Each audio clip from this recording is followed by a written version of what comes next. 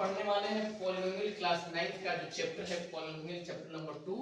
ठीक है, तो सबसे पहले हम इसके डिफिनेशन के बारे में जानते हैं कि पॉलिनोमियल का डिफिनेशन क्या होता है, किसे कहते हैं।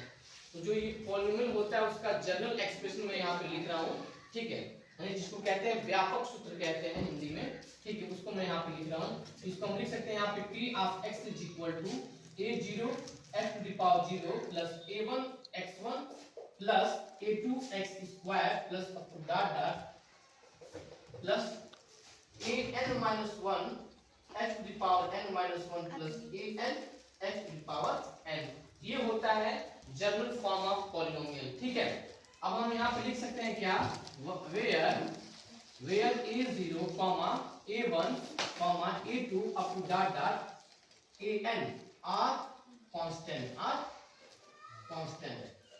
ये क्या होते हैं, a0, a1, a2 और ये लास्ट वाला जो टर्म लिखा गया है an x to the power n में, जो ये an लिखा गया है ये भी क्या है, कांस्टेंट है।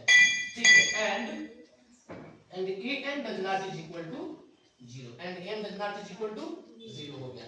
ठीक है, अब यहाँ पे जो लिखा गया है a0, a1, a2, an, ये क्या है, ये है coefficient of x0, x1, x2 and xn।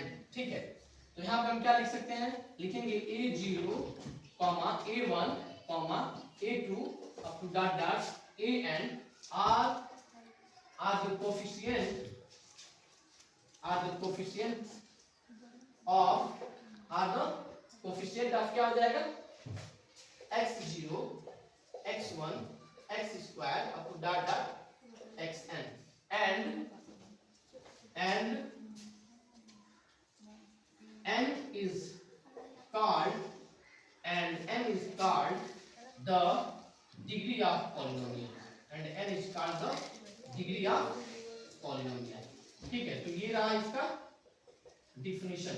ठीक है, अब उसके बाद से इसमें होता है there are two types of polynomial. ठीक है, जिसको